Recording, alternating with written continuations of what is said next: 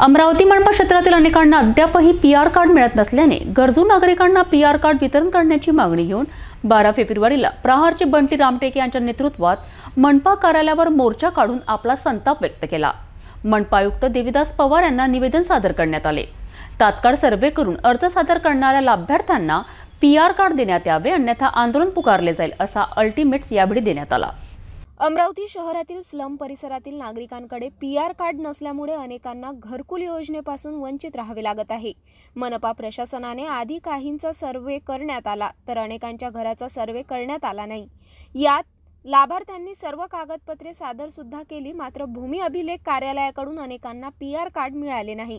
अशा परिस्थितीत नागरिकांनी प्रहार जनशक्ती पक्षाचे बंटी रामटेके यांच्याकडे समस्या स्पष्ट केल्याने बंटी रामटेके यांच्या नेतृत्वात 12 फेब्रुवारीला मनपा आयुक्त देविदास पवार यांना निवेदन सादर करण्यात आले।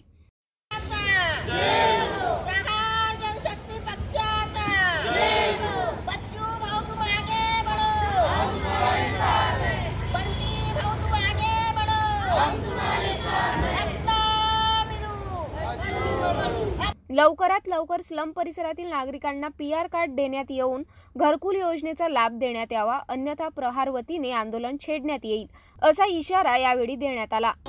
आज प्रहार जनशक्ती पक्षातर्फे महानगरपालिका आयुक्तांना जो आज पूर्ण अमरावती शहरामध्ये पीआर कार्ड अजूनही काही मागे नगरसेवकाच्या मध्यस्थीने त्यांच्या पुढाकाराने काही लोकांना मिळाले, पण काही लोक अजूनही संबंधित जे लोक खूप गरीब वर्गाचे होते 30-40 वर्षापासून काही परिसरात राहत आहे स्लम एरियामध्ये, त्यांना अजूनही पीआर कार्ड या मनपाच्या हलगर्जीपणामुळे मिळालेले नाही। त्याचा आमचा एक आरोप होता।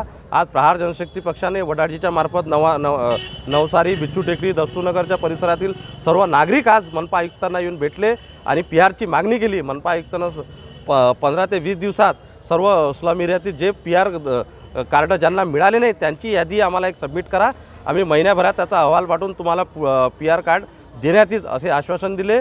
जर एका महिन्याच्या आत त्यांनी आम्हाला पीआरची सुरुवात जर केली नाही, सर्वे केला नाही, तर आम्ही पुढील एका महिन्याच्या नंतर प्रहारतर्फे भव्य दिव्य एक आंदोलन मनपा कार्यालयात करू।